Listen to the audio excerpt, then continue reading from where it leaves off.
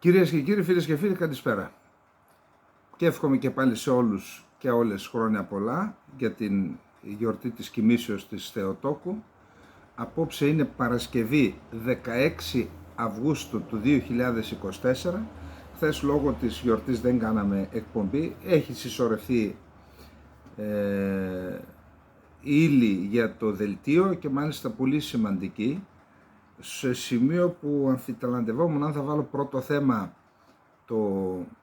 τα θέματα της Μέσης Ανατολής ή τις εξελίξεις που σχετίζονται με τα ελληνοτουρκικά. Εν πάση περιπτώσει, επειδή είναι μείζον το ζήτημα, εννοώ παγκόσμια σημασία σε αυτά που συμβαίνουν στη Μέση Ανατολή, να ξεκινήσουμε από αυτά της Μέσης Ανατολής. Λοιπόν, χθες ξεκίνησαν ευίωνα κατά τους Αμερικανούς οι συνομιλίες στην Ντόχα του Κατάρ. Συμμετέχουν από πλευράς Ισραήλ ο διοικητής της Μοσάντ και ο διοικητής της Σινμπέτ.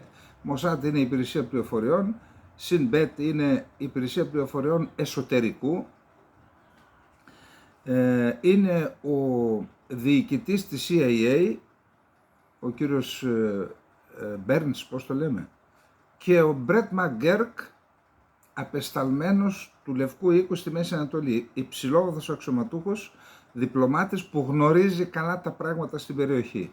Από πλευράς της Αιγύπτου συμμετέχει ο διοικητής της υπηρεσίας πληροφοριών και από πλευράς του Κατάρ ο ίδιος ο Πρωθυπουργός. Άρα έχουμε βασικά τρεις μεσολαβητές και το Ισραήλ. Η Χαμάς, που δεν συμμετείχε ούτως ή άλλως, ήταν στο διπλανό δωμάτιο Χανί για πάντα, τώρα δεν συμμετέχει ούτε με αυτόν τον τρόπο, απλά έχει πει ότι δεν θα μπει στη διαδικασία διαπραγμάτευσης, έστω και με τον τρόπο που προανέφερα. Απλά αυτό που περιμένει είναι να γίνει αποδεκτή η πρόταση του Biden και να οριστεί δεσμευτικό χρονοδιάγραμμα για την υλοποίησή της. Θα δούμε παρακάτω. Πάντως, ενώ οι Ηνωμένες Πολιτείες της Αμερικής δίνουν θετικά μηνύματα, σήμερα Παρασκευή συνεχίζονται οι συνομιλίες, παρότι ο Υπουργός Εξωτερικών του Κατάρ ενημέρωσε την Τεχεράνη για τις εξελίξεις, η Αίγυπτος αναφέρει ότι υπάρχει χάσμα μεταξύ αυτών που θέλει το Ισραήλ και της Χαμάς, το οποίο το θέλει της Χαμάς το εκφράζει και η Αίγυπτος και το Κατάρ. Αυτό είναι η σημαντικότερη εξέλιξη, οι συνομιλίες στην Ντόχα, και τις θεωρούμε σημαντικότερη εξέλιξη γιατί ήδη η Χεσμολάχ έχει δηλώσει ότι όσο διαρκούν οι συνομιλίες δεν θα εκδικηθεί το θάνατο του Φουάτ Σούκρ, του στρατιωτικού διοικητή της Χεσμολάχ, που τον εξόντωσε το Ισραήλ με μια αεροπορική επίθεση στη Βηρητό λίγες ώρες πριν τη δολοφονία του Χανίγια. Άρα το πρώτο θετικό, αν θέλετε, για να πέσει η ένταση είναι ότι έχουμε μια δέσμευση από τη Χεσμολάχ, την οποία δέσμευση δεν την έχουμε μένα από το Ιράν, αφήνει να ηθεί, το είπαμε και εμείς εδώ άλλωστε, αλλά αφήνει να εννοηθεί το Ιράν ότι δεν θα γίνει εμπόδιο στην διεξαγωγή των συνομιλιών που έχουν στόχο την ειρήνη στη Γάζα, διότι ούτως ή άλλως και Χεσμολάχ και Ιράν και Χούθι ό,τι κάνουν, το κάνουν υποτίθεται για να σταματήσει ο πόλεμος και να ικανοποιηθούν οι απαιτήσεις, οι ελάχιστες που έχει βάλει η Χαμάς. Αφού τώρα είναι αυτή η διαδικασία, όποιος κάνει ενέργεια που θα επηρεάσει τις συνομιλίες θα θεωρηθεί και υπεύθυνος για την αποτυχία τους. Οπότε αντιλαμβάνεστε ότι οι συνομιλίες στην Ντόχα είναι πραγματικά το σημαντικότερο γεγονός που συμβαίνει αυτές τις μέρες. Κατά τα άλλα, οι δηλώσεις σε χαμηλότερους τόνους από το Ιράν συνεχίζονται.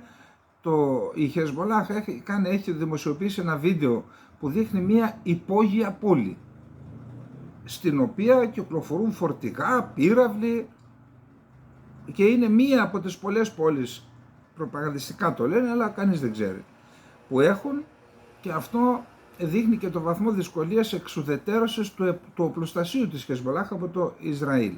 Λένε μάλιστα ότι η τεχνολογία της υπόγειας πόλης εισήχθη από τη Βόρεια Κορέα στο Ιράν, από το Ιράν στη Συρία και μετέπειτα στο Λίβανο, και φυσικά αυτή η ίδια η τεχνογνωσία χρησιμοποιήθηκε και από τη Χαμάς, που οι σύραγγες είναι το βασικότερο πρόβλημα στην εξουδετερώση της Χαμάς, εκτός από τα ιδεολογικά και τα άλλα, είναι και οι σύραγγες το βασικότερο πρόβλημα, που δεν μπορούν οι Ισραηλινές δυνάμεις να εξοντώσουν την Χαμάς, όπως είναι και η βασική τους επιδίωξη. Όσον αφορά τις κινήσεις διεθνώς, είχαμε μια σημαντικότατη εξέλιξη. Οι Υπουργοί Εξωτερικών της Βρετανίας και της Γαλλίας επισκέφθηκαν το Ισραήλ, συναντήθηκαν με τον ομόλογό τους τον Ισραήλ Κάτς και δήλωσαν την υποστήριξή τους. Ο Κάτς τους κάλεσε να είναι στο πλευρό του Ισραήλ όχι μόνο στην άμυνα αλλά και στην επίθεση. Αυτό πιθανόν να έχει και την έννοια της αποτροπής, δηλαδή να λένε στο Ιράν, κοίτα, μη μας δώσει την ευκαιρία, θα καταστρέψουμε το πυρηνικό σου πρόγραμμα και τις υποδομές σου. Και από εκεί και μετά, για να συνέλθεις, θα περάσουν 20 χρόνια. Σε αυτήν την κατεύθυνση θα πρέπει να ερμηνεύσουμε και την παρουσία του πυρηνικού υποβρυχίου George, το οποίο με βάση δημοσίευματα βρίσκεται κάπου μεταξύ Κύπρου και Ισραήλ, Λιβάνου, το οποίο διαθέτει, δεν θυμάμαι τώρα, 150 πυράβλους Tomahawk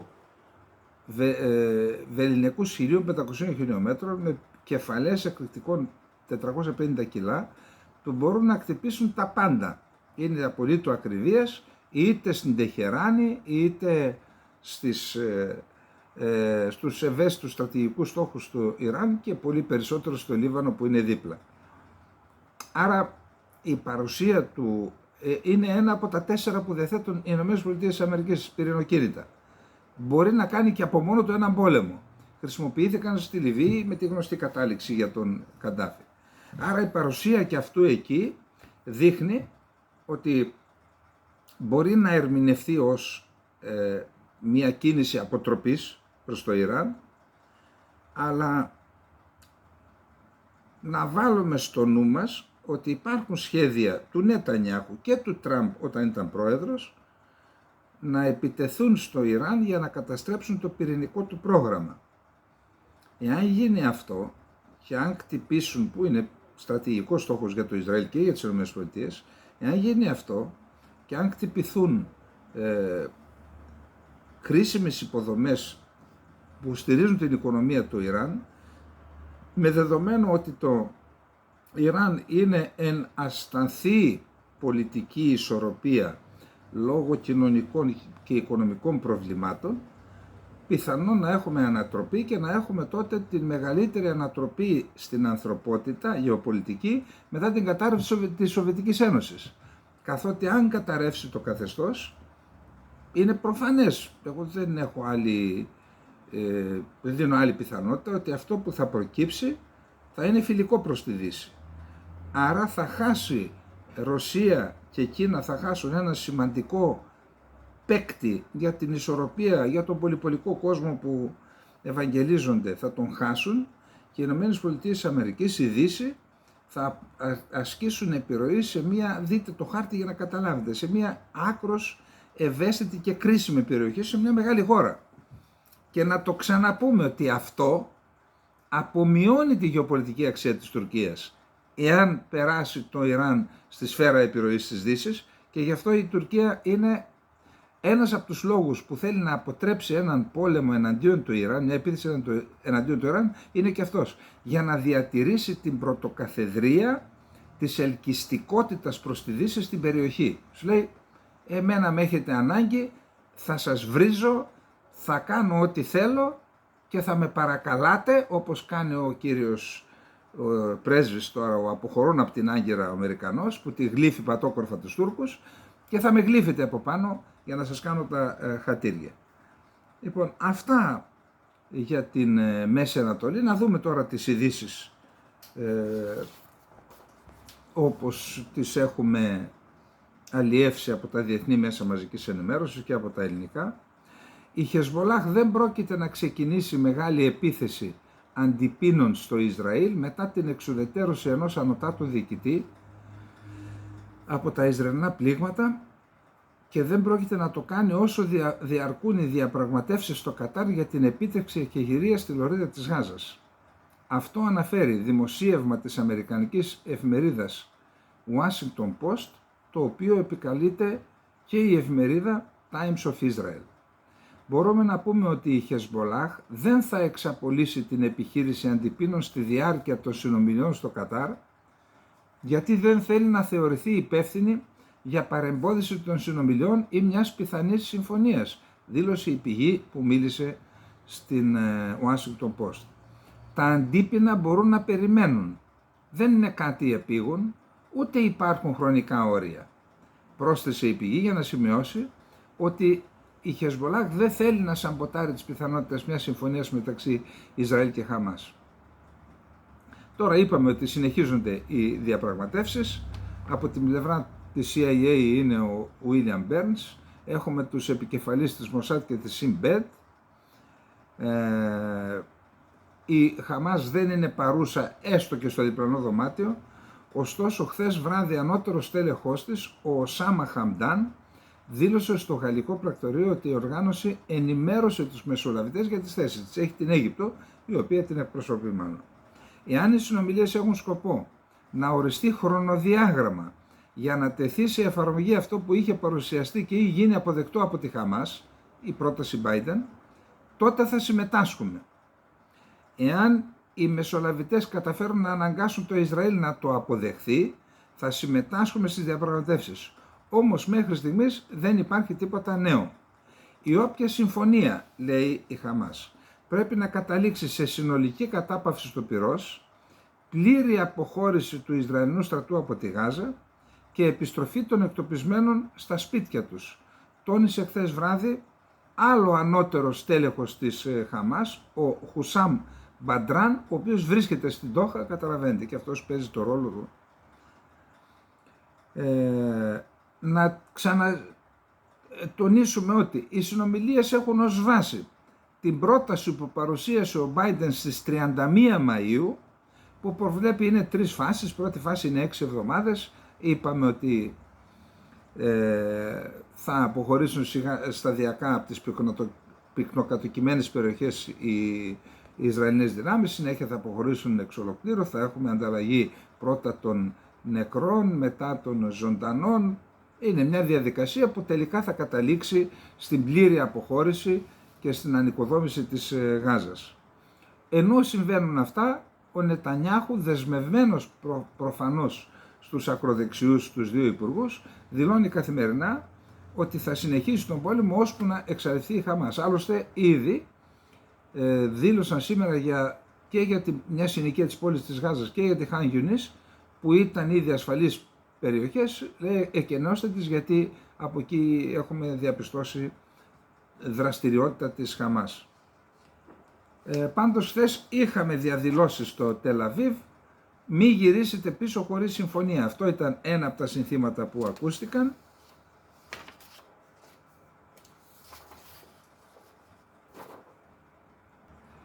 Το Υπουργείο Εξωτερικών του Κατάρ, που φιλοξενεί τις συνομιλίες, δήλωσε ότι οι μεσολαβητές, το Κατάρ, η Αίγυπτος και η ΗΠΑ, παραμένουν στεναρά δεσμευμένοι να συνεχίσουν τις προσπάθειές τους για να συμφωνηθεί κατάπαυση του πυρός στη λωρίδα της Γάζας, που θα διευκολύνει την απελευθέρωση ομήρων και θα επιτρέψει να εισέλθει η μεγαλύτερη δυνατή ποσότητα ανθρωπιστικής βοήθειας στο θύλακα, ανέφερε εκπρόσωπος του Υπουργείου Εξωτερικών του Εμιράτου.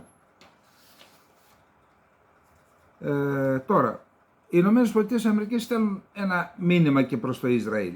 Λένε ότι 10 μήνες μετά την άνευ προηγουμένου επίθεση της Χαμάς στο νότιο Ισραήλ, το Τελ-Αβίβ έχει πετύχει τη συντριπτική πλειοψηφία των στρατιωτικών του στόχων κατά της τρομοκρατικής οργάνωσης. Έχει εξουδετερώσει χιλιάδες τρομοκράτες της Χαμάς, καθώς και τον ηγέτη της Ισμαήλ Χανίγια, μειώνοντας δραστικά τις στρατιωτικές της δυνατότητες της οργάνωσης. Αυτά λοιπόν είπε ο Τζον Κίρμπι, γιατί αφού λέει η Αμερική, αφού ρε παιδιά τα κάνατε, πετύχατε τους περισσότερους στόχους. Υπογράψτε. Είναι δηλαδή μια μορφή πίεσης, αν και παρακάτω έχει δήλωση που θα τη δείτε παρακάτω. Είπε ο Τζον Κίρμπι, έχουμε θετική έναρξη των συνομιλιών, όμως δεν μπορούμε να αποκλείσουμε πιθανή επίθεση του Ιράν στο Ισραήλ, η οποία μπορεί να γίνει με μικρή ή καθόλου προειδοποίηση. Η Χαμάς, είπε ο Κίρμπι, η Χαμάς δεν είναι απλώς μία στρατιωτική οργάνωση. Είναι επίσης μία ιδεολογία η οποία εξακολουθεί να μην πιστεύει στην ύπαρξη του κράτους του Ισραήλ, μία ιδεολογία που συνεχίζει να επιμένει στη στρεβλή ιδέα ότι αυτό που συνέβη στις 7 Οκτωβρίου θα έπρεπε να είναι σε θέση να συμβεί ξανά. Οπότε, αφού συμβαίνει αυτό, εμείς θα συνεχίσουμε να διασφαλίζουμε ότι το Ισραήλ έχει ό,τι χρειάζεται για να αμυνθεί απέναντι σε αυτή την απειλή. Αυτό ξέρετε πώς λέγεται στο χωριά μας που το λένε. Μια στο καρφί και μια στο πέταλο. Απ' τη μια λέει ότι πέτυχε τη συντριπτική πλειοψηφία των στόχων και απ' την άλλη λέει, αλλά είναι ιδεολογία ότι διατηρεί ακόμα αυτό, εμείς άρα θα στηρίζουμε. Τώρα, όσον αφορά το Ιράν, οι ΗΠΑ δεν γνωρίζουν αν και πότε μπορεί να γίνει μια επίθεση αντιπίνων του Ιράν κατά του Ισραήλ, αλλά υπάρχουν πληροφορίες ότι μπορεί να έρθει με μικρή ή καθόλου προειδοποίηση. Έχουμε πληροφορίες ότι μια επίθεση θα μπορούσε να έρθει με μικρή ή καθόλου προειδοποίηση και σίγουρα θα μπορούσε να έρθει τις επόμενες ημέρες και πρέπει να είμαστε έτοιμοι γι' αυτό. Δεν μπορώ να σας πω με βεβαιότητα ότι υπήρξε απόφαση του Ιράν να αλλάξει γνώμη, που σημαίνει κάτι γίνεται σε σχέση με τις συνομιλίες, έτσι. Και δεν μπορώ να σας πω με βεβαιότητα αν επιτεθούν, πώς θα μοιάζει αυτό ή ακόμα και πότε θα συμβεί. Γνωρίζουμε ότι το Ιράν έχει κάνει κάποιες προετοιμασίες. Πιστεύουμε ότι αν επιλέξουν να επιτεθούν, θα μπορούσαν να το κάνουν με ελάχιστη ή καθόλου προειδοποίηση. Δεν θέλουμε να φτάσουμε σε αυτό το σημείο, είπε ο Κίρμπι. Πάντως, ο Μπάιντεν είπε αυτή την εβδομάδα ότι περιμένει από το Ιράν να αναβάλει την επίθεσή του αν επιτευχθεί κατάπαυση του πυρός. Και είπε ότι αυτό είναι μια προσδοκία, δεν είναι πληροφορία. Τώρα, ενώ συμβαίνουν αυτά, είχαμε επίθεση σε ένα χωριό Τζιτ στη Δυτική Όχθη, μασκοφόροι, έπικοι, τώρα οι άλλοι λένε δεν ήταν έπικοι, τέλος πάντων οι οποίοι επιτέθηκαν στο χωριό, σκότωσαν ένα άτομο, έκαψαν αυτοκίνητα, σπίτια, έκαναν καταστροφές σε χωριό Παλαιστινίων στη Δυτική Όχθη. Να σημειώσουμε ότι ιδιαίτερα μετά την εισβολή της Χαμάς στις 7 Οκτωβρίου έχουμε επιτάχυση των διαδικασιών εγκατάστασης επίκων σε εδάφη παλαιστινιακά στη Δυτική Όχθη, ένα σχέδιο που προωθείται κυρίως από τον Υπουργό Οικονομικών, τον Σμότριτς, ο οποίος είπε αυτοί που το έκαναν δεν είναι έπικοι, είναι, λέει, εγκληματίες. Την επίθεση αυτή, η οποία δημιουργεί ένα ακόμα επιπλέον πρόβλημα στις διαπραγματεύσεις. Διότι τους λέει, εμείς πάμε να σταματήσουμε στη Γάζα, μας βάζετε φωτιά εσείς, τους Ισραηλινούς εννοείς, στην Δυτική Όχθη. Την καταδίκασε και ο πρόεδρος του Ισραήλ, ο Χέρτσογκ, και ο Λευκός Οίκος, και έχουμε καταδίκη πανταχώθεν. Είναι πάντως μια εξέλιξη και αυτή, τώρα ποιος την έκανε, εγώ δεν είμαι σε θέση να σας πω. Να ξαναπώ λοιπόν ότι το Τζόρτζια έχει 145 πυράβλους κρούζ με 450 κιλά εκρηκτικών ο καθένας, με βελληνικές 1500 χιλιόμετρα. Είναι ένα πυράβλος Tomahawk έχει, είναι ένα σημαντικό όπλο που μπορεί να κάνει μόνο το ένα πόλεμο. Για σκεφτείτε, για να έχουν μόνο 4 ΗΠΑ.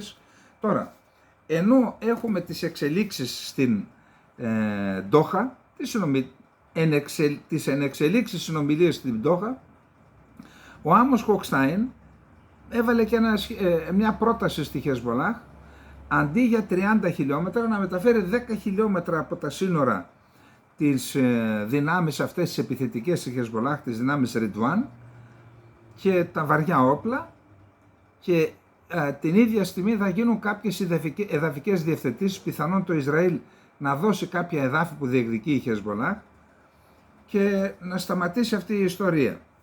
Να δούμε λοιπόν τι είναι αυτό το σχέδιο, διότι πάνε να στριμώξουν τη Χεσμολάχ. Άμα δεν το δεχτείτε, μετά νομιμοποιείτε το Ισραήλ να σας επιτεθεί και νομιμοποιείται το Ισραήλ να ζητήσει και τη βοήθεια της Δύσης σε αυτή την επίθεση, γιατί δεν θα είναι εύκολη. Λοιπόν, στα χέρια της Χεσμολάχ βρίσκεται η πρόταση των ΗΠΑ για απόσυρση δυνάμεών της από τα σύνορα με το Ισραήλ, σύμφωνα με το οποίο ο Νότιος Λίβανος θα αφοπλιστεί, η Χεσμολάχ θα μετακινηθεί σε απόσταση τουλάχιστον 10 χιλιόμετρων από τα σύνορα με το Ισραήλ και τα βαρέα όπλα θα απομακρυνθούν από την περιοχή, από τα 10 χιλιόμετρα. Οι Ισραηλοί αξιωματούχοι ανέφεραν ότι οποιαδήποτε απόρριψη από τη Χεσμολάχ της πρότασης του προεδρικού απεσταλμένου των ΗΠΑ Άμος Χοκστάιν να αφοπλίσει τον Νότιο Λίβανο και να αποσύρει τις δυνάμεις Ραντουάν της Χεσμολάχ 10 χιλιόμετρα από τα σύνορα, θα νομιμοποιούσε μια Ισραηλινή επίθεση με στόχο την αποκατάσταση της ασφάλειας στο βορρά. Η εφημερίδα Γεντιόθα Χρονόθ αναφέρει ότι αξιωματούχοι ασφάλειας και μέλη της Ισραηλινής κυβέρνησης πίστευαν ότι ο Γενικός Γραμματέας της Χεσμολάχ Χασάν Νασράλα θα απέρριπτε τη συμφωνία και θα τους δώσει τη δυνατότητα να επιτεθούν, και λέει ότι οι αξιωματούχοι Ισραηλοί ανέφεραν ότι αν η Χεσμολάχ απορρίψει το διπλωματικό αυτό την πρόταση που τους δώσανε, το Ισραήλ θα αναγκαστεί να εξαπολύσει επίθεση στο Λίβανο εντός 2 μηνών. Γιατί? Διότι έχουν ξεσπιτωθεί πάνω από 100.000 άνθρωποι από τις παραμεθόριες περιοχές με το Λίβανο, και αν δεν γίνει αυτή η διευθέτηση δεν μπορούν να επιστρέψουν πίσω. Άρα θα κάνει μια επιχείρηση για να εξασφαλίσει την επιστροφή των ανθρώπων που έχουν εγκαταλείψει τα σπίτια τους στην παραμεθόριο περιοχή. Ο πρέσβης του Ιράν στη Βηρητό. Αν χρειαστεί μπορούμε να επιτεθούμε στο Ισραηλινό καθεστώς από οποιοδήποτε σημείο του Ιράν. Έπεσαν οι δηλώσεις, αλλά έχουμε σποραδικές. Ο διοικητής των δυνάμεων αεράμινας του Ιράν, στρατηγός Σαμπαχί Φάρντε. Τα νέα επιτεύγματα της αεράμινας του στρατού θα ανακοινωθούν σύντομα του Ιράν. Σε εξέλιξη βρίσκονται μεγάλες προετοιμασίες για ένα πολύ οδυνηρό χτύπημα που θα κλονίσει τα θεμέλια του Ισραήλ, λένε οι Ιρανοί. Υπουργός Εξωτερικών του Ιράκ. Μετά τη δολοφονία του Χανίγια, η περιοχή βρίσκεται στα πρόθερα κατάρρευσης. Η Ισραηλινή πολεμική αεροπορία ανακοινώνει ότι πραγματοποίησε άσκηση στην οποία εκπαιδεύτηκε για να χτυπήσει στόχους στο Ιράν. Η έκθεση ανέφερε ότι το σενάριο της άσκησης ήταν παρόμοιο με την Ισραηλινή επίθεση που έγινε στο λιμάνι Χοντάιντα, που και αυτό είναι περίπου 1100-1200 χιλιόμετρα από το Ισραήλ, της Ιεμένης, που έκανε πριν από 1 μήνα. Μετά την επίθεση με μη επανδρωμένο αεροσκάφο στο Τελαβίβ της Ανσαρουλάκ. Οι Υπουργοί Εξωτερικών της Βρετανίας και της Γαλλίας βρίσκονται στο Ισραήλ με στόχο να αποτρέψουν τον πόλεμο, ο στόχος της επίσκεψης. Ο Υπουργός Εξωτερικών του Ισραήλ, ο Ισραήλ Κάτς, στη συνάντηση με τους 2 προαναφερθέντες υπουργούς, είπε: «Εάν το Ιράν επιτεθεί, αναμένουμε από το συνασπισμό να ενταχθεί στο Ιράν όχι μόνο στην άμυνα, αλλά και στην επίθεση. Εάν το Ιράν εξαπολύσει επίθεση, αναμένουμε από το διεθνή συνασπισμό να συμμετάσχει με το Ισραήλ στην επιχείρηση να πλήξουμε ιρανικούς στόχους, στην επίθεση δηλαδή». Η εφημερίδα Μααρίβ: «Το Ισραήλ δεν μπορεί να πετύχει σε έναν πολυμέτωπο πόλεμο χωρίς τη βοήθεια της Ουάσιγκτον». Προφανές. Ο ανταποκριτής του Αλ Μαγιαντίν στο Λίβανο. Ένα μπαράζ ρουκετών εκτοξεύτηκε από το Λίβανο προς την κατεχόμενη Άνω Γαλιλαία. Η Ισραηλινή εφημερίδα Ισραήλ Χαγιόμ. Οι κάτοικοι της Γαλιλαίας είναι εξοργισμένοι επειδή έπεσαν ρουκέτες στο έδαφος χωρίς προειδοποίηση και χωρίς να ηχήσουν οι σιρήνες. Έχουμε βαρεθεί να είμαστε σαν τις πάπκες σε ένα πεδίο βολής, είπαν οι κάτοικοι στην εφημερίδα. Η Χεσμολάχ του Λιβάνου έδειξε για πρώτη φορά σε βίντεο από μία από τις υπόγειες πόλεις πυράβλων που ονομάζεται Ιμάντ 4. Η δήλωση της Αιγύπτου: «Υποστηρίζουμε την ενότητα και την εδαφική ακεραιότητα του Λιβάνου». Σύμφωνα με τις Αμερικανικές Υπηρεσίες Πληροφοριών, το Ισραήλ έχει φτάσει στα όρια των στρατιωτικών του δυνατοτήτων κατά την εισβολή στη Γάζα, αναφέρουν οι New York Times. Αμερικανοί αξιωματούχοι κατέληξαν στο συμπέρασμα ότι το Τελαβίβ δεν θα μπορέσει ποτέ να καταστρέψει εντελώς το παλαιστινιακό κίνημα. Και αυτό είναι μια πίεση προς το Τελαβίβ, υπογράψτε. Ο Ισραηλινός στρατός εξέδωσε νέα εντολή για την εκένωση των Παλαιστινίων από τη βόρεια Χαν Γιουνίς και από την ανατολική Ντέιρ Ελ Μπαλάχ, επειδή από εκεί διαπίστωσαν ότι γίνονται επιθέσεις της Χαμάς. «Μην επιστρέψετε σπίτι χωρίς συμφωνία» ήταν το κεντρικό σύνθημα της διαδήλωσης που έγινε στο Τελ Αβίβ. Τα βασικά αιτήματα της Χαμάς στις διαπραγματεύσεις στο Κατάρ είναι: πρώτον, συνολική κατάπαυση του πυρός μεταξύ Ισραήλ και Χαμάς. Δεύτερον, πλήρης αποχώρηση του Ισραηλινού στρατού και των μονάδων του από τη λωρίδα της Γάζας. Τρίτον, επιστροφή των εκτοπιστέντων και αποκατάσταση των σπιτιών τους. Τέταρτον, συμφωνία ανταλλαγής κρατουμένων μεταξύ Ισραήλ και Χαμάς. Η Κίνα, νέα δήλωση. Είμαστε υπέρ της ίδρυσης ανεξάρτητου πλήρως κυρίαρχου κράτους της Παλαιστίνης και υπέρ της κατάπαυσης του πυρός στη Γάζα. Δηλώνουν για να πούνε ότι είμαστε κι εμείς παρόντες, διότι έχουν συμφέροντα, σας τα ανέφερα πριν. Αν γυρίσει η κατάσταση στο Ιράν, θα είναι η μεγάλη χαμένη η Κίνα και η Ρωσία. Σχετικά με τις συνομιλίες για την κατάπαυση του πυρός στη Γάζα που γίνονται στην Ντόχα, Αμερικανός αξιωματούχος είπε: «Οι μεσολαβητές ολοκλήρωσαν μία παραγωγική μέρα στην Ντόχα για χθες. Οι συνομιλίες θα συνεχιστούν σήμερα». Παρασκευή. Ο Πρωθυπουργός του Κατάρ ενημέρωσε τις Ιρανικές αρχές, είπα Υπουργός Εξωτερικών, λάθος, ο Πρωθυπουργός, που δεν ξέρω αν είναι και Υπουργός Εξωτερικών, ενημέρωσε τις Ιρανικές αρχές για την έκβαση των συνομιλιών για την κατάπαυση του πυρός που γίνονται στην Ντόχα σε τηλεφωνική επικοινωνία που είχε με τον αναπληρωτή Υπουργό Εξωτερικών του Ιράν. Αιγύπτιοι αξιωματούχοι δήλωσαν μετά την πρώτη μέρα των συνομιλιών ότι εξακολουθούν να υπάρχουν σημαντικές διαφορές μεταξύ των δύο πλευρών, Ισραήλ και Χαμάς δηλαδή, σχετικά με την κατάπαυση του πυρός και τη συμφωνία για τους ομήρους. Η εφημερίδα Μααρίβ, το είδα, είπε ότι ο Νετανιάχου εξεδίωξε από την κυβέρνηση τον Γιοάβ Γκάλαντ, τον Υπουργό Άμυνας. Στη συνέχεια είχαμε διάψευση. Ο Μπένι Γκάντς συμμετείχε στο πολεμικό συμβούλιο, αποχώρησε, διαφωνήσας με τον Νετανιάχου και έκανε δήλωση σήμερα. Ο Νετανιάχου πρέπει να σταματήσει να παίζει με τη μοίρα του Ισραήλ. Οι όμηροι στη Γάζα δεν έχουν άλλο χρόνο, δεν μπορούν να περιμένουν. Ο Εχούντ Μπάρακ, πρώην πρωθυπουργός. Ο Νετανιάχου βύθεσε το πλοίο που λέγεται Ισραήλ 2 φορές. Τη μία το έκανε στις 7 Οκτωβρίου που δεν μπόρεσε να προβλέψει και να αντιμετωπίσει την εισβολή, και το άλλο τη δεύτερη φορά με την διαχείριση του πολέμου, που είναι ο πιο αποτυχημένος πόλεμος στην ιστορία του Ισραήλ, λέει ο Εχούντ Μπάρακ. Ο Νετανιάχου ενεργεί αποκλειστικά για τα δικά του πολιτικά συμφέροντα και επιδιώκει να παρατείνει τον πόλεμο με την ελπίδα να διατηρήσει τη θέση του. Γλυκιά είναι η καρέκλα, ρε παιδιά, τι να κάνουμε. Ο στρατηγός Γιτζάκ Μπρικ, τεθωρακισμένος, υπηρέτησε σε κορυφαίες θέσεις στις ένοπλες δυνάμεις του Ισραήλ, πολέμησε στον πόλεμο του Γιον Κιμπούρ, έχει παράσημα κτλ. Μιλώντας στο στούντιο του κανάλι 13 του Ισραήλ, ο Νετανιάχου και το πολεμικό συμβούλιο λένε ψέματα στο λαό εδώ και 1 χρόνο.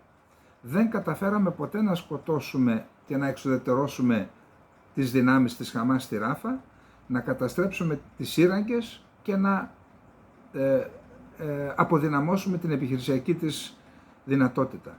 Όχι μόνο ο στρατός δεν είναι έτοιμος για πόλεμο με τη Χεσμολάχ, το Ιράν και τις συμμορίες που μας περικύκλωσαν, αλλά το εσωτερικό μέτωπο δεν είναι έτοιμο για έναν τέτοιο πόλεμο και δεν μπορούμε να νικήσουμε όλους αυτούς, λέει στρατηγός Απόστρατος. Εκπρόσωπος του Ισραηλινού στρατού απάντησε: ο στρατός μας βρίσκεται στην καλύτερη κατάσταση και για επίθεση και για άμυνα.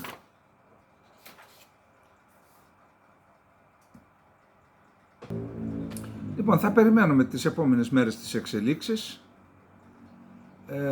Για να περάσουμε τώρα στο δεύτερο θέμα.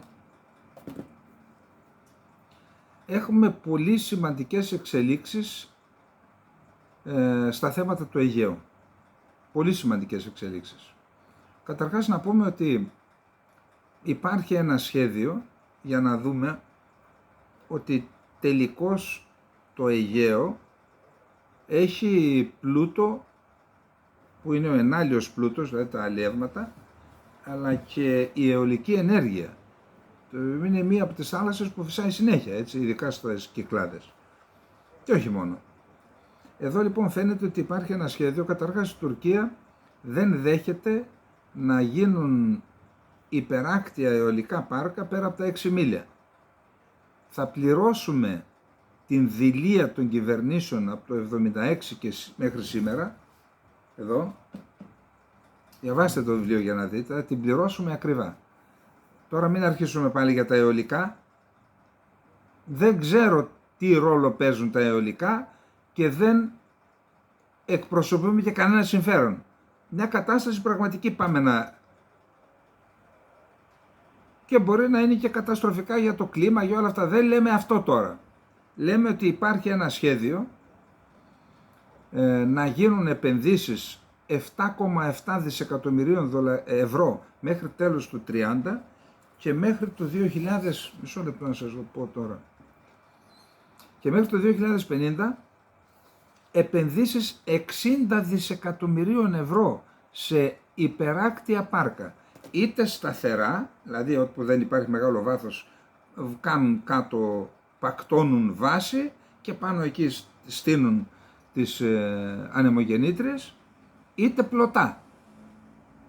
Ήδη έχουν κάνει οι ενδιαφερόμενοι, Έλληνες και ξένοι, τις έρευνές τους, πού θα τα κάνουν και πώς θα τα κάνουν. Έχω εδώ μια μελέτη με τις περιοχές, πέραν όλων των άλλων, για να επενδύσουν 60 δις, καταλαβαίνετε πόσα σκοπεύουν να κερδίσουν. Για να επενδύσουν 60 δις, δηλαδή να βγάλουν από τα ταμεία τους ή να κάνουν δάνεια, δεν ξέρω, και να τα ακουμπήσουν για να κάνουν αυτές τις επενδύσεις, σκεφτείτε πόσα έχουν να κερδίσουν. Οι επιπτώσεις στο περιβάλλον, στην ελκυστικότητα του τοπίου κτλ. Προφανώς θα υπάρχουν επιπτώσεις αρνητικές. Άλλο οι ανεμόμυλοι που έκαναν οι πρόγονοί μας, στη Χίο, στη Μύκονο και ξέρω εγώ, άλλο οι ανεμόμυλοι πάνω στο οροπέδιο Λασιθίου που είχαν μια ομορφιά και άλλο αυτά τα τέρατα που φυτρώνουν παντού. Αλλά δεν λέμε αυτό τώρα. Ενώ λοιπόν υπάρχει αυτή η ιστορία, τεράστια συμφέροντα, 60 δις είναι πολλά λεφτά και τα κέρδη θα είναι πολλαπλάσια, να δούμε τι κάνει η Τουρκία. Καταρχάς έχει κάνει διαβήματα σε ξένους που ενδιαφέρονται, μην πάτε πάρα από τα 6 μίλια, διότι έχω και εγώ δικαιώματα. Δηλαδή εδώ απ' έξω από τη Ραφίνα, 6 μίλια, η Τουρκία έχει δικαιώματα με βάση την πολιτική εδώ, τον ντόμινο των υποχωρήσεων στο Αιγαίο.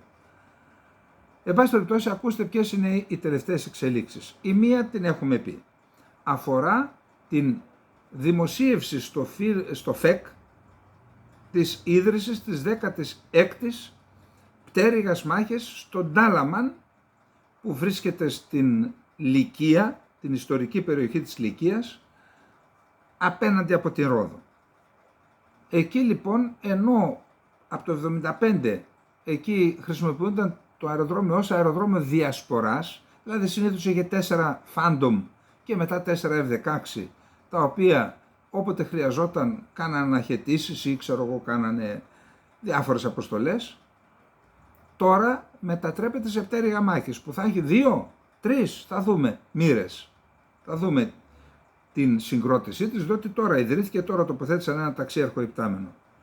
Επίσης εκεί υπάρχει η δεύτερη μεγαλύτερη βάση του πολεμικού ναυτικού της Τουρκίας, της αεροπορίας του πολεμικού ναυτικού της Τουρκίας, που φιλοξενεί και αεροσκάφη ναυτικής συνεργασίας, ανθυποβρυχιακά κτλ. Και μη επανδρομένα αεροσκάφη Άξονγκουρ και Ακιντζή. Μια κλάση πάνω από τα Μπαϊρακτάρ.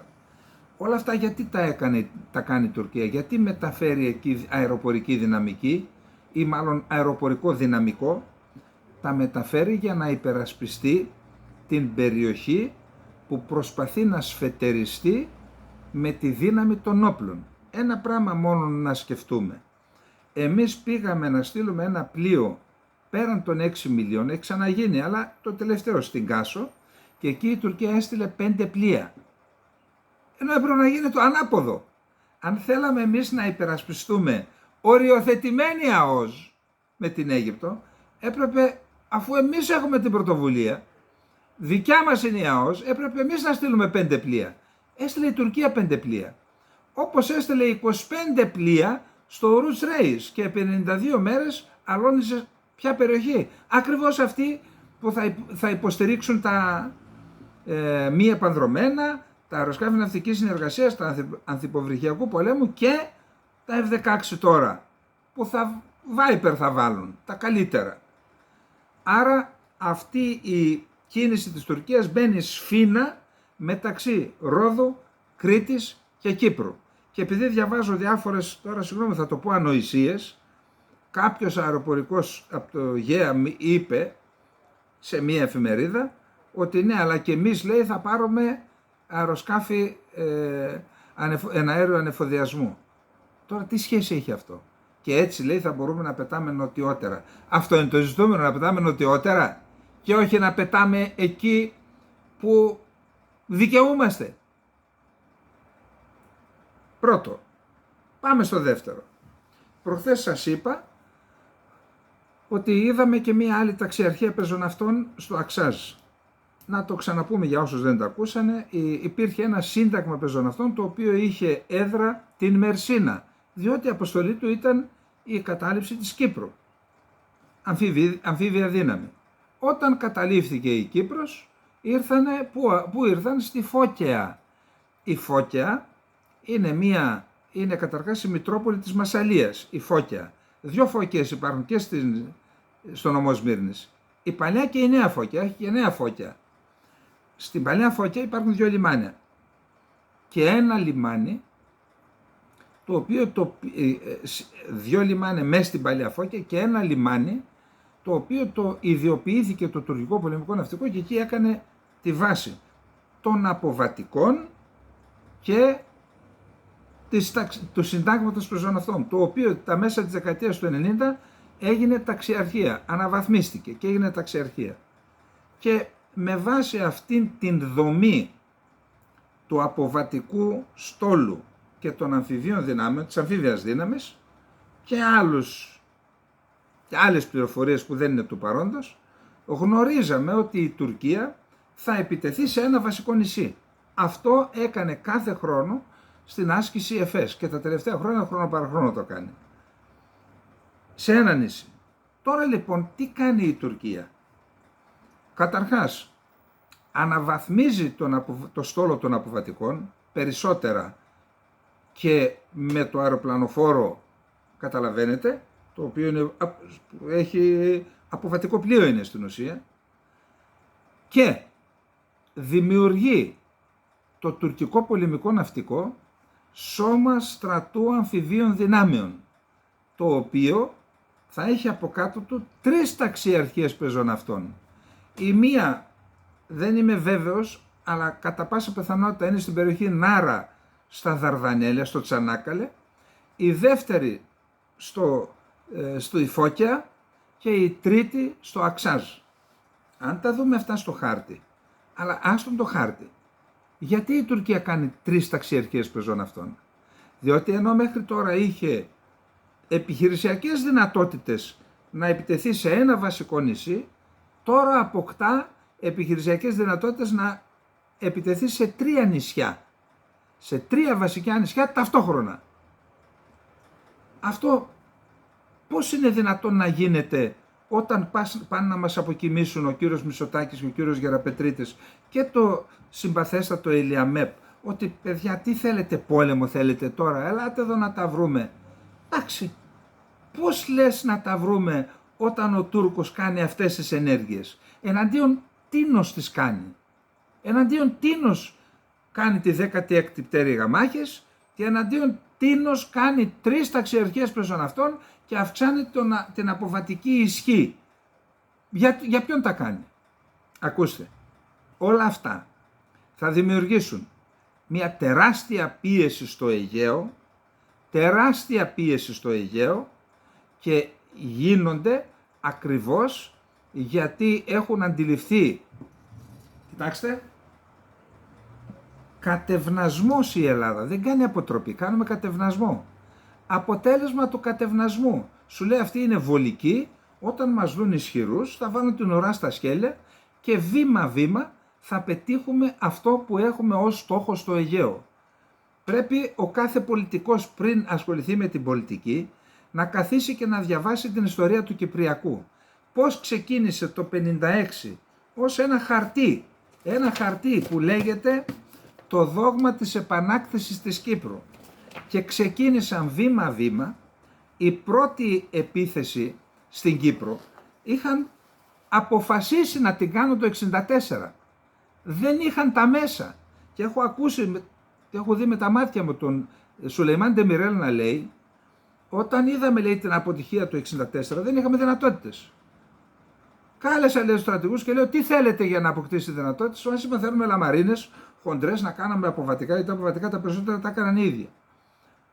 Θέλουμε λαμαρίνες, θέλουμε αυτά, θέλουμε εκείνα, ό,τι μας θέλουμε, κινητήρες, θέλουμε τα πάντα, λέει, τους τα δώσαμε λεφτά, τα πήραμε και έτσι ήμασταν έτοιμοι το 1974. Δεν σταμάτησε όμως εκεί, η στρατηγική του συνεχίζεται μέχρι σήμερα, μην ξαναπάμε εκεί. Ακριβώς την ίδια στρατηγική ακολουθούν και στο Αιγαίο. Ακριβώς την ίδια στρατηγική. Και επαναλαμβάνω, όποιος θέλει να ασχοληθεί με την πολιτική και να γίνει βουλευτής, πρέπει πρώτα να κάθεται να διαβάζει, να το κάνω και εξετάσεις, έτσι, διαγώνισμα κάνουν κάποιοι να τους κάνουν. Τι έγινε εκεί πέρα, για να μπορούν να αντιληφθούν τα σχέδια της σήμερον. Αν δεν έχουν δυνατούς κατασκόπους να παίρνουν τα σχέδια από την Άγκυρα, να τα δίνουν στον Πρωθυπουργό και στον Υπουργό Άμυνας να τα διαβάζει. Τουλάχιστον από τέτοιες κινήσεις που δεν μπορούν να τις κρύψουν, να μπορούν να αποκρισταλώσουν άποψη για το τι επιδιώκουν οι Τούρκοι και τι πρόκειται να συμβεί. Επαναλαμβάνω, δεν θέλουμε να σπείρουμε ούτε το φόβο ίσα-ίσα. Η Τουρκία είναι ένα κράτος με πολλές δυνατότητες και εξίσου πολλές αδυναμίες. Καταλαβαίνετε, δεν χρειάζεται να πω τίποτα άλλο. Αλλά για να γίνει αυτό, για να δείξεις τον Τούρκο ότι θα υπερασπιστείς το Αιγαίο, δεν μπορείς να αφήνεις τους ψαράδες να αλωνίζουν τη Σάμο, το Αγαθονήσι, τη Λέρο, τη Μύκονο, 100 μέτρα από τις ακτές. Όλες οι χώρες του κόσμου, όποιος παραβιάζει χωρικά ύδατα ή ΑΟΣ, ξέρετε τι κάνουν? Περικυκλώνουν το σκάφος που έχει παραβιάσει, γίνεται κατάσχεση και ο καπετάνιος και το προσωπικό δικαστήριο. Ούτε ένα τόσα χρόνια έχουν καταστήσει το λιμενικό μας τροχονόμο των τουρκικών αλλιευτικών. Περάστε, κλέψτε, περάστε, κλέψτε. Χθες είπαμε προχθές για την αντιδήμαρχο Δυτικής Σάμου. Πού είναι, δεν μας πήρε κανένα τηλέφωνο. Τώρα διαβάζω ότι ο δήμαρχος Δυτικής Σάμου έχει στείλει υπόμνημα για 25 τουρκικά αλλιευτικά που ψαρώνουν μέσα στα χωρικά ύδατα και παραπονούνται για το λιμενάρχη. Καλά, ο λιμενάρχης δεν εκτελεί δικές του διαταγές. Όταν κάποτε στην τηλεόραση στον Αντένα είπα, μα ήρθε εδώ αξιωματικός του ελληνικού και μου είπε ότι, του λέω, εσείς τι κάνετε σε ένα νησί των Κυκλάδων? Τι κάνετε, λέει, έρχονται οι Τούρκοι και τι κάνετε? Εμείς, λέει, πηγαίνουμε, τους εντοπίζουμε, λέμε στο διοικητήριο το δικό μας, τι να κάνουμε? Λέει, περιμένετε να ρωτήσω. Ρωτάει και λέει, μην κάνετε τίποτα. Μόνο, λέει, πέστε το να φύγει. Δεν φεύγουν, λέει, τις περισσότερες φορές. Έχουν καταλάβει τι είμαστε. Όταν λοιπόν γίνονται αυτά, όταν η Ελλάδα δεν τολμάει είτε στην Κάσο, στο πεδίο, να διεκδικήσει να προστατέψει τα κυριαρχικά της δικαιώματα, όταν δεν τολμάει, όχι τα κυριαρχικά, την εθνική κυριαρχία να προστατέψει στο Αιγαίο, και όταν την ίδια στιγμή γίνονται όλα αυτά, και σας έχω και το κερασάκι στην τούρτα, δέσμευσε η Τουρκία με παράνομη νότα 5 περιοχές στο Αιγαίο, την καρδιά του Αιγαίου πάνω και κατεβαίνει μέχρι κάτω στη Ρόδο, για να κάνει, λέει, ασκήσεις έρευνας διάσωσης αλλά και προστασίας του περιβάλλοντος. Δούλεμα κανονικό. Δούλεμα κανονικό εν μέσω των μελιών που υπάρχουν στις ελληνοτουρκικές σχέσεις και υποκλήσεων, βαθέων υποκλήσεων. Οι Τούρκοι έρχονται και κάνουν αυτό. Λέει ότι η Ελλάδα έβγαλε αντινόταμ. Εκέ έβγαλε αντινόταμ. Εκέ θα βγουν τα τουρκικά να κάνουν τις ερευνές τους και θα πας να τα αποτρέψεις. Και είχαμε και 3 παραβιάσεις. του αεροσκάφους ναυτικής συνεργασίας στο Αιγαίο ρίχνουν τις προειδοποιητικές εισβολές. Κάτι θέλουν να πετύχουν και με αυτό. Κάτι επιπλέον θέλουν να πετύχουν και με αυτό. Κερασάκι στην τούρτα έβαλα. Έχω όμως κι άλλο τώρα. Τι να βάλω πάνω από το κερασάκι. Μπαίνει τίποτα ρε παιδιά. Λοιπόν, τι σας είπα προχθές. Ποιον βάλανε στρατηγό στη στρατιά Αιγαίου. Ο οποίος στρατηγός της στρατιάς Αιγαίου, όταν πάνε να κάνουν καμιά επιχείρηση από αυτές που λέμε στο Αιγαίο, όταν εφαρμόζουν τα σχέδιά τους, γίνεται διοικητής της ειδικής διακλατικής δύναμης αποστολής Αιγαίου, η οποία αυτός από διοικητής στρατιάς γίνεται στην ουσία αρχηγός ΓΕΘΑ. Δηλαδή γίνεται, παίρνει από κάτω του έναν αντιπτέραρχο της αεροπορίας, έναν αντιπτέραρχο του πολεμικού ναυτικού και έναν αντιστράτηγο τριάστερο του στρατού και παίρνει υπό επιχειρησιακό έλεγχο και αεροπλάνα δικά του και πλοία δικά του και τις δυνάμεις του στρατού. Και με αυτόν τον τρόπο λειτουργεί πλέον αυτόνομα, χωρίς να παίρνει άδειες από ΓΕΘΑ, αυτόνομα μπορεί να κάνει πόλεμο. Ποιον φέραν λοιπόν τώρα? Φέραν έναν τύπο ο οποίος μέχρι τώρα ήταν στην πιο ευαίσθητη, δεν είναι ο αρχηγός ΓΕΘΑ, είναι ο β' αρχηγός ΓΕΘΑ, αυτός που έχει την πιο ευαίσθητη θέση. Είναι αυτός που έχει τα ειδικά σχέδια, τα σχέδια ανορθοδόξου πολέμου, τα σχέδια, την επαφή με τους παραστρατιωτικούς στην Τουρκία και στο εξωτερικό, με τους μισθοφόρους. Αυτόν τον έφεραν, ο άνθρωπος αυτός είχε εμπλοκή τέτοιας μυστικής δράσης στη Λιβύη, με όλα όσα έγιναν εκεί εις βάρος της Ελλάδας, είχε σχέση με την υπηρεσία πληροφοριών, με τη στρατιωτική υπηρεσία πληροφοριών και τώρα είναι ο στρατηγός Ιρφάν Özsert, νομίζω ότι είναι από το Αντέπ, ο οποίος τώρα και τι άλλο είχε ως στόχο? Είχε ως στόχο να εκκαθαρίσει τις τουρκικές ένοπλες δυνάμεις από φιλονατοικούς Τούρκους αξιωματικούς. Είναι έμπιστος του Ερντογάν. Τώρα μας τον έφερε στη στρατιά Αιγαίου. Έναν άνθρωπο με τέτοιο βιογραφικό, έχω τώρα 3 σελίδες βιογραφικό, δεν θέλω να... Αυτό είναι το δεύτερο κερασάκι στην τούρτα. Και καθίστε τώρα εσείς, απλοί πολίτες, δεν χρειάζεται να είστε στρατιωτικοί, να αναλύσετε όλη την κατάσταση που σας είπα με ακρίβεια, χωρίς να βάλω σάλτσες και να προσθέσω τίποτα απολύτως. Εντάξει. Και ενώ συμβαίνουν όλα αυτά, ακούστε γλύψιμο ο πρέσβης της Τουρκίας, ο οποίος είναι και αποχώρη, δεν έχει καμία ανάγκη να το κάνει, εκτός και αν έχει άλλες υποχρεώσεις. Εκεί μήπως τον έχουν εσβερκώσει οι Τούρκοι. Ακούστε τι λέει.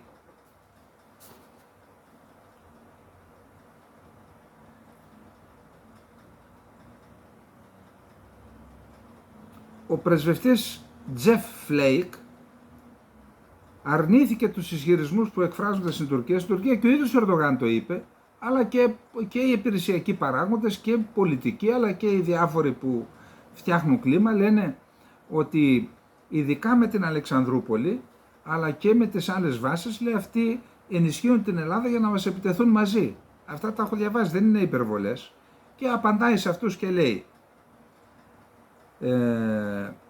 ο Τζεφ Λέικ αρνήθηκε τους ισχυρισμούς που εκφράζονται στην Τουρκία από μερίδα πολιτικών αναλυτών και μέσα ενημέρωσης περί ενίσχυσης της αμερικανικής στρατιωτικής παρουσίας στην Ελλάδα με πρόθεση να στραφούν οι ΗΠΑ κατά της Τουρκίας.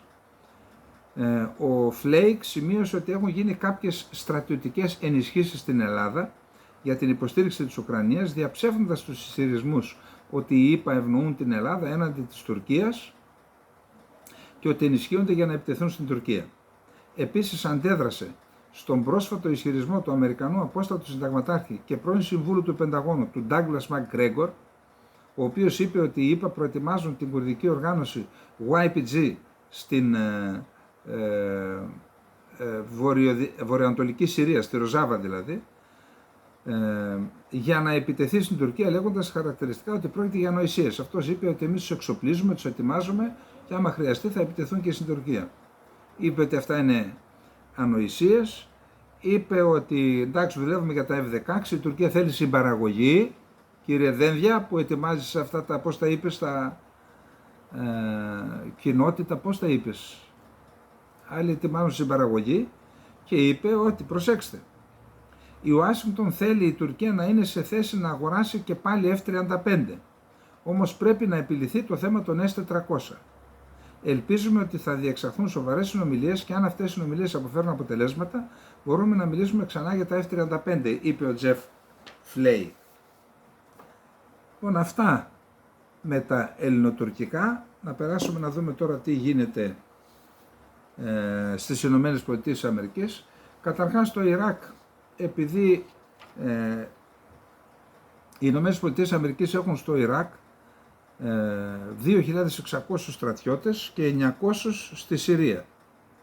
Αυτό λοιπόν 2.500 στο Ιράκ και 900 στη Συρία. Αυτή η δύναμη δρά στα πλαίσια του συνασπισμού για την καταπολέμηση του Ισλαμικού κράτους.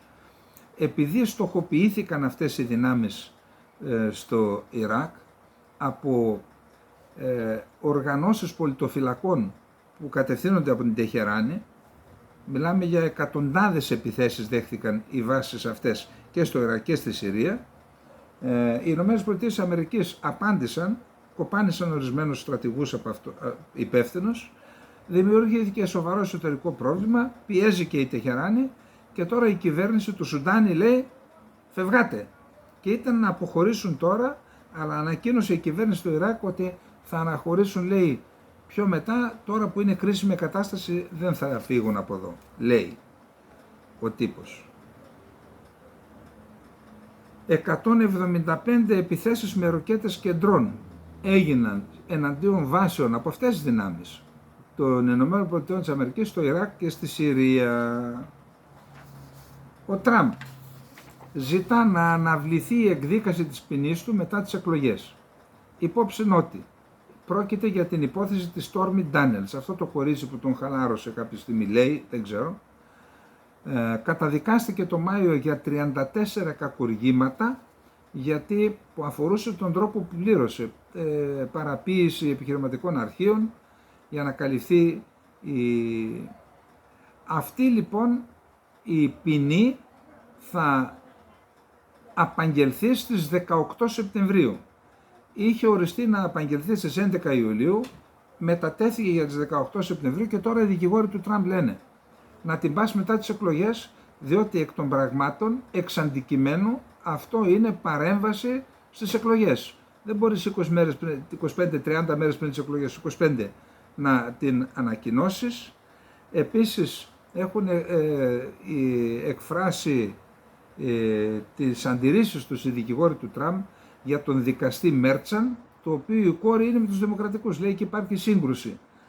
Και ο Μέρτσαν αντιστέκεται, θα δούμε αν γίνει αποδεκτό να απαγγελθεί η ποινή, να ανακοινωθεί η ποινή μετά τις εκλογές, ακόμα δεν ξέρουμε.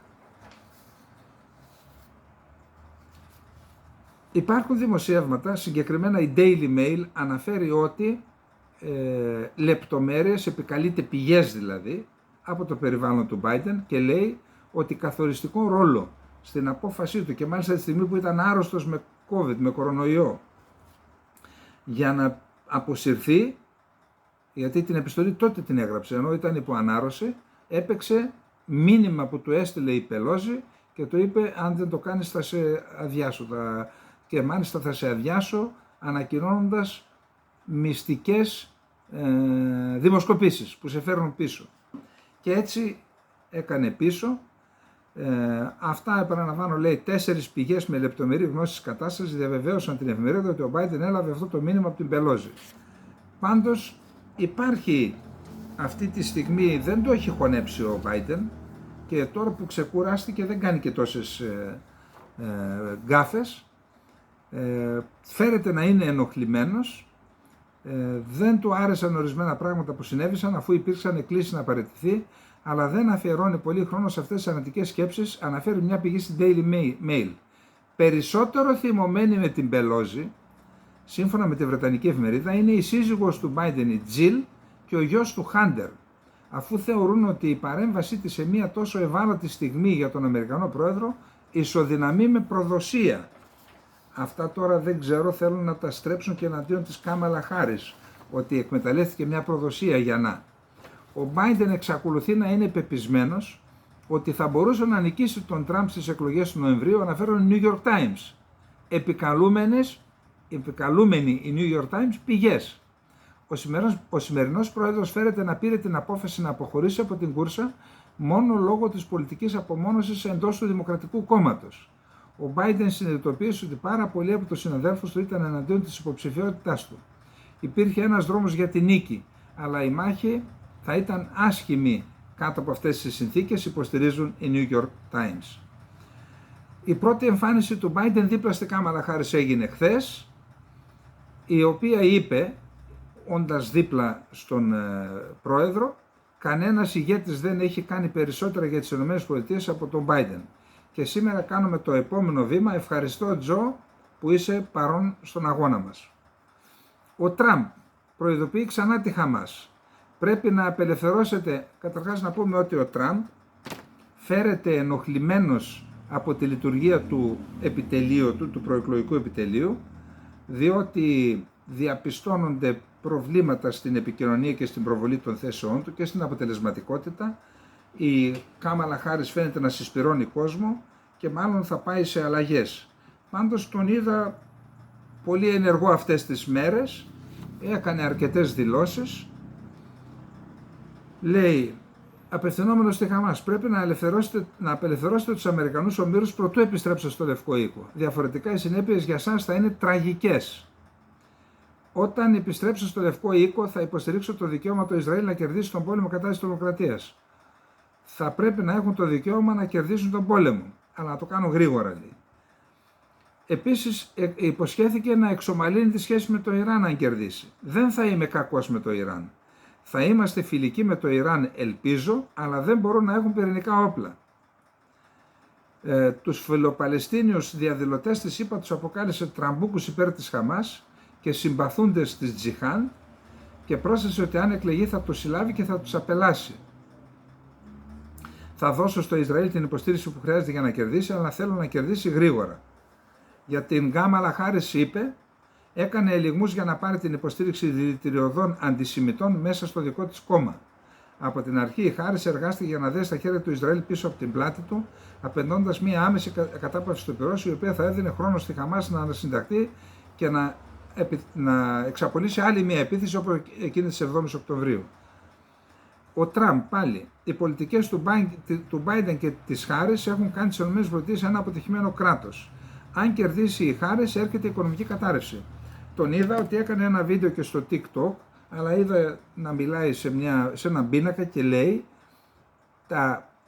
η διατροφή πόσο έχει αυξηθεί, μέσω όρο έχει αυξηθεί 30%, λέει με το δίδυμο της συμφοράς όπως αποκαλεί και τον Biden και τον Τραμπ και τον Biden και την Χάρις. Και όντως είχε κάποια στοιχεία 25, 28, 30, 35% το αλεύρι, το βούτυρο και κάτι άλλα διατροφικά είδη πρώτης ανάγκης. Πάντως είδα ένα βίντεο που το δημοσίευσαν οι Δημοκρατικοί, ένα βίντεο που μιλούσε για τον Biden πριν λίγους μήνες και τώρα που μιλάει για την Κάμαλα Χάρις και λέει ακριβώς τα ίδια. Και λέει δεν έχει να πει τίποτα καινούριο, ας του γράψουν κανένα καλύτερο λόγο ή λένε, τον δουλεύουν δηλαδή. Οι μυστικές υπηρεσίες σχεδιάζουν να προστατεύσουν τον Τραμπ, του βάλουν τώρα αλεξίσφαιρο γυαλί γύρω-γύρω, για να την πάτησαν μια φορά. Επίσης, μετά την απόπειρα δολοφονίας, ορισμένοι αστυνομικοί από την μυστική υπηρεσία έχουν μετατεθεί από τον Biden στον Τραμπ. Δημοσκόπηση της Washington Post. Ο Τραμπ προηγείται της Χάρις σε 5 από τις 7 βασικές πολιτείες που θα επηρεάσουν το αποτέλεσμα, αλλά προηγείται με 2-3% που είναι εντός του περιθωρίου δειγματοληπτικού λάθος. Πάντως η εφημερίδα λέει ότι η δυναμική έχει η Χάρις. Λοιπόν, να πάμε στο επόμενο θέμα μας. Λοιπόν, πάμε τώρα στα ρωσο-ουκρανικά. Η απόφαση της Ουκρανίας να σχεδιάσει και να υλοποιήσει μια επιχείρηση κατάληψης ρωσικού εδάφους καταρχάς μπορεί να χαρακτηριστεί ως μια τακτική νίκη. Δηλαδή, μέχρι στιγμής έχει φέρει θετικά αποτελέσματα στον αγώνα που κάνει η Ουκρανία εναντίον της Ρωσίας. Έχει καταλάβει περίπου 1000 τετραγωνικά χιλιόμετρα, δηλαδή περίπου τόσα όσα έχει καταλάβει η Ρωσία από την αρχή του έτους στα μέτωπα της Ανατολικής Ουκρανίας. Τώρα, ποιοι είναι οι στόχοι? Οι στόχοι είναι να υποχρεώσει, εκτιμήσεις κάνουμε, να υποχρεώσει τη Ρωσία να μετακινήσει δυνάμεις από τα μέτωπα της Ανατολικής Ουκρανίας στο Κούρσκ για να τους αντιμετωπίσει, να τους εκδιώξει. Μέχρι στιγμής δεν φαίνεται να γίνεται κάτι τέτοιο. Διάβασα ότι μετέφερε από το Καλίνιγκραντ δυνάμεις εκεί, μετέφερε και επίσης μια ταξιαρχία πεζοναυτών του Ευξήνου Πόντου εκεί και ίσως και κάποιους από τα μέτωπα. Η προέλαση έχει σταματήσει, λένε οι Ρώσοι, και οι Ουκρανοί δεν μιλούν πλέον για προέλαση. Κατέλαβαν όμως μια πόλη, την Σούτζα, η οποία λέει είναι στρατηγικής σημασίας στη μεταφορά φυσικού αερίου στην Ευρώπη. Επίσης πλέον επιχείρησαν να εισβάλλουν και στην περιφέρεια του Μπελγκορόντ, εκεί τους περίμεναν οι Ρώσοι, ήταν πιο προετοιμασμένοι, δεν πέτυχαν.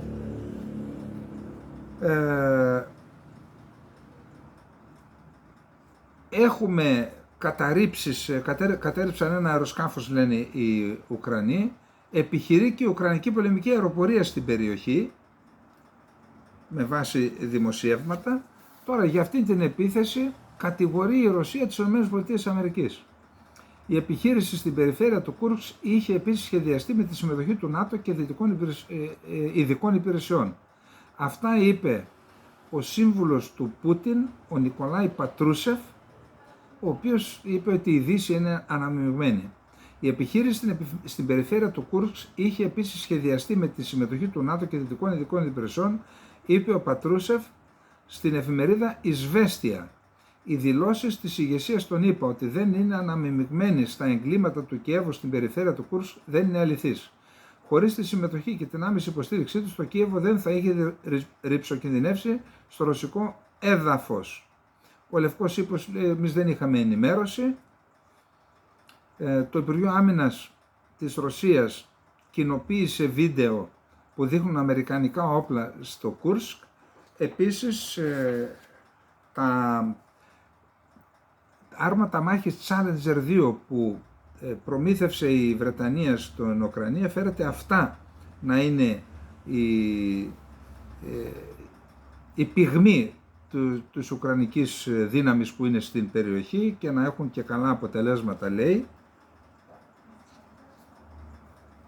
Τώρα, έχει και άλλα, αυτά τα τακτικά, τα επιχειρησιακά. Είπαμε ότι είναι μια τακτική νίκη μέχρι στιγμής. Αλλά υπάρχουν και άλλες επιπτώσεις στην εικόνα του Πούτιν, τη διεθνή αλλά και στο εσωτερικό. Σου λέει, τι γίνεται εδώ? Μας πήραν μέσα σε 5-10 μέρες όσα εμείς δεν πήραμε από την αρχή του έτους στα...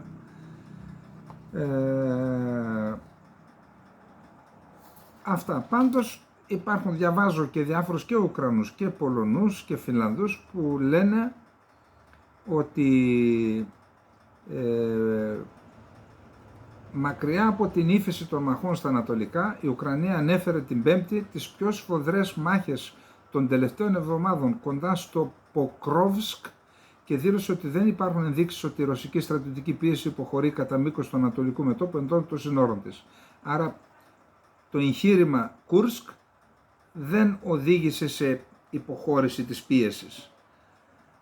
Σε μια σιωπηρή αναγνώριση της αυξανόμενης πίεσης, ο Ζελένσκι διέταξε την Τετάρτη τον ανώτατο διοικητή να στείλει περισσότερα όπλα στο Ποκρόβσκ και στο Τορέτσκ, μια άλλη πολιορκημένη πόλη που η Ρωσία προσπαθεί να καταλάβει. Αυτές οι δύο περιοχές είναι πολύ μεγάλη σημασία, σε αυτές οι δύο πόλεις, μαζί με το Τσάσιβ Γιάρ. Η Ουκρανία ενδέχεται να διαιρεθεί μεταξύ ευρωπαϊκών χωρών στο εγγύς μέλλον, δήλωσε ο πρώην σύμβουλος του ΝΑΤΟ, Ελβετός συνταγματάρχης Ζακ Μπο. Πιστεύει ότι χώρες όπως Ουγγαρία, Ρωμανία και Πολωνία επιθυμούν να ανακτήσουν τα τμήματα της Ουκρανίας που ανήκαν πριν το Δεύτερο Παγκόσμιο Πόλεμο στις χώρες αυτές. και τα έδωσαν στην Ουκρανία οι Σοβιετικοί. Και γι' αυτό κατά τη γνώμη του υπάρχουν αρκετά σενάρια. Ο Μπό είναι σίγουρος. Η πιθανότητα μιας τέτοιας εξέλιξης είναι μεγάλη. Είναι πιθανό ότι τώρα κοιτάμε το τέλος της Ουκρανίας, χάρη στην πολιτική των ευρωπαϊκών χωρών. Ταχώνει στις ευρωπαϊκές χώρες δηλαδή. Το Πεντάγωνο δεν θεωρεί το γεγονός ότι οι ΗΠΑ φέρεται να αγνοούσαν τις προετοιμασίες της Ουκρανίας για επίθεση στο Κούρσκ, ότι αυτό αποτελεί αποτυχία στο έργο της υπηρεσίας πληροφοριών. Και δεν είναι ένδειξη δυσπιστίας του Κιέβου. Είπε η εκπρόσωπος του Υπουργείου Άμυνας των ΗΠΑ, Σαμπρίνα Σάιν. Σου λέει δικαίωμά τους το κάνανε, δεν σημαίνει ότι δεν μας εμπιστευότανε. Το Καναδικό Υπουργείο Άμυνας ανακοίνωσε ότι η Ουκρανία μπορεί να χρησιμοποιήσει καναδικά όπλα στο έδαφος της Ρωσίας, μετέδωσε το CBS. Οι Ουκρανικές Ένοπλες Δυνάμεις προσπάθησαν να εισβάλλουν στην περιοχή του Μπελγκορόντ, αλλά απέτυχαν, σύμφωνα με την Washington Post. Σε αντίθεση με την περιοχή του Κούρσκ, οι Ρωσικές Ένοπλες Δυνάμεις στην περιοχή του Μπελγκορόντ ήταν προετοιμασμένες, είχαν βάλει δόντια δράκου αντιαρματικά και ναρκοθέτησαν την περιοχή και έτσι δεν μπόρεσε. Επίσης είχαν πυροβολικό, μία παδρομένα αεροσκάφη και αεροπορικές επιδρομές εναντίον των Ουκρανικών δυνάμεων που επιχείρησαν να εισβάλλουν στον Μπέλγκοροντ. Ο Πούτιν έστειλε συγχαρητήρια στον Κιμ Ιονγκ-Ουν για την απελευθέρωση της Βόρειας Κορέας από την Ιαπωνική απικιακή κυριαρχία που έγινε το 1945. Και ο Κιμ το απάντησε γραπτός με μήνυμα ότι οι δύο χώρες θα προωθήσουν την οικοδόμηση ενός πολυπολικού νέου κόσμου, σε στηρίζουμε και στον ιερό αγώνα που κάνεις και κάτι τέτοια. Το είδαμε και αυτό. Η Βρετανική Υπηρεσία Πληροφοριών προσπαθεί να στρατολογήσει Ρώσους διπλωμάτες και πρέσβεις. Οι Βρετανικές Υπηρεσίες Πληροφοριών προσπαθούν να στρατολογήσουν ή να απειλήσουν Ρώσους διπλωμάτες που εργάζονται στη Μεγάλη Βρετανία, ισχυρίζεται ο πρεσβευτής της Ρωσίας στο Λονδίνο, Αντρέι Κέλιν. Σε συνέντευξη που έδωσε στο Ρία Νοβόστη χθες, ο Κέλιν είπε: τέτοιες περιπτώσεις συμβαίνουν πράγματι, χαρακτηρίζοντάς τις ως απαράδεκτες. Η ρωσική πρεσβεία επέστησε την προσοχή των Βρετανικών αρχών σε αυτά τα περιστατικά. Κάνα συγγνώμη. Οι υπηρεσίες πληροφοριών, αυτή είναι η δουλειά τους. Να στρατολογούν. Δηλαδή, πού είναι το περίεργο. Ας προσέχει το προσωπικό σου, να μην στρατολογηθεί. Η υπηρεσία πληροφοριών, όλες οι υπηρεσίες πληροφοριών κανονικά αυτό πρέπει να κάνουν.